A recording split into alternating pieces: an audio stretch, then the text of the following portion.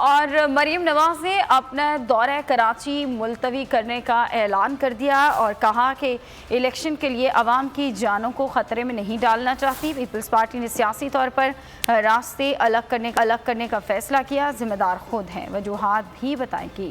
لاہور میں صحافیوں سے بات چیت میں کہا کہ پی ٹی آئی کا بڑا گروپ دوسری جماعتوں سے رابطے میں ہے۔ کراچی کے مسائل کا حل نون لیگ کے پاس ہے، ہدف پیپلز پارٹی نہیں، کوئی اور ہدف ہے۔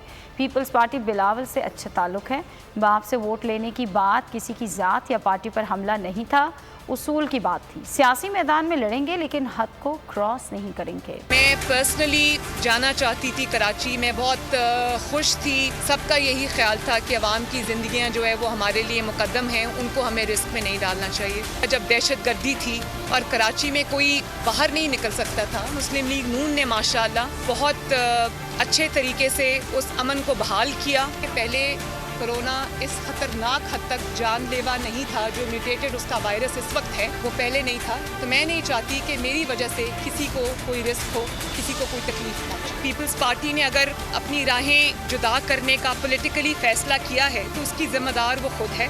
پیپلز پارٹی میرا ہدف نہیں ہے، میں اپنے اہداف بہت سوچ سمجھ کے اور پولیٹیکلی بڑا اسٹریٹجائز کر کے اپنے اہداف مقرر کرتی ہوں، اس میں پیپلز پارٹی کہیں شامل نہیں ہے۔ میرا ایک بلاول بھٹو صاحب کے ساتھ اچھا تعلق ہے، پیپلز پارٹی کے دوسرے ممبران کے ساتھ میرا ایک اچھا تعلق ہے۔ جو مجھے اس دن کہنا پڑا سینٹ کے لیے باپ سے جو ووٹ لیے تھے، وہ میں نے کہا، وہ ایک اصول کی بات ہے، وہ کسی کی ذات پر حملہ نہیں تھا، وہ کسی پارٹی پر حملہ نہیں تھا۔ ہم لوگ پولیٹیکل میدان میں لڑیں گے، الیکشن لڑیں گے ایک دوسرے کے خلاف، لیکن ہم ایک حد کو کراس نہیں کریں گے۔